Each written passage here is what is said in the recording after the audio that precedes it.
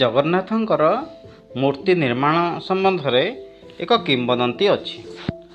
ମହାରାଜା ଇନ୍ଦ୍ରଦ୍ୟୁମ୍ନ ସେ ଯେଉଁ ଦାରୁ ପାଇଥିଲେ, ସେ ଦାରୁରେ ମୂର୍ତ୍ତି ନିର୍ମାଣ କରିବା ପାଇଁ ବହୁତ ଶିଳ୍ପୀଙ୍କୁ ଡକାଇଲେ। ପୂର୍ବ ଭିଡ଼ିଓରେ ଆମେ ଜାଣିଥିଲେ ସେ ଦାରୁ କେମିତି ପାଇଥିଲେ।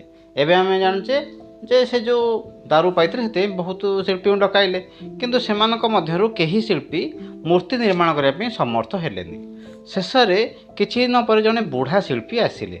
ସେ 21 ଦିନରେ ମୂର୍ତ୍ତି ନିର୍ମାଣ କାର୍ଯ୍ୟ ଶେଷ କରିଦେବେ ବୋଲି କହିଲେ, କିନ୍ତୁ ସେ ସର୍ତ୍ତ ରଖିଲେ ଯେ ସେ ଏକା ଦ୍ୱାର ଥିବା ଗୋଟେ ବନ୍ଦ ଗୃହରେ ମୂର୍ତ୍ତି ନିର୍ମାଣ କରିବେ, ଆଉ 21 ଦିନ ପରେ ହିଁ ସେ କ'ଣ କରିବେ, କବାଟ ଖୋଲା ହେବ। ତା ପୂର୍ବରୁ କବାଟ ଖୋଲା ହେବନି। ରାଜା ଏକଥାରେ ରାଜି ହୋଇଗଲେ, କିନ୍ତୁ ନିଜ ପତ୍ନୀ ଗୁଣ୍ଡିଚାଙ୍କ କଥାରେ ପଡ଼ି 15 ଦିନ ପରେ ହଠାତ୍ ସେ କବାଟଟାକୁ ଖୋଲିଦେଲେ।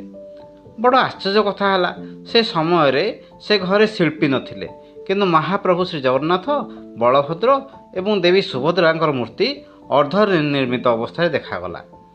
ଏହି ଘଟଣା ଦେଖି ମହାରାଜା ଇନ୍ଦ୍ରଦ୍ୟୁମ୍ନ ଦୁଃଖରେ ଅଧୈର୍ଯ୍ୟ ହୋଇଗଲେ, କିନ୍ତୁ ସେ ସମୟରେ ରାଜାଙ୍କୁ ଏହି ଅର୍ଦ୍ଧନିର୍ମିତ ମୂର୍ତ୍ତି ଗୁଡ଼ିକୁ ମନ୍ଦିରରେ ପ୍ରତିଷ୍ଠା କରି ପୂଜା କରିବାକୁ ଦୈବବାଣୀ ହେଲା।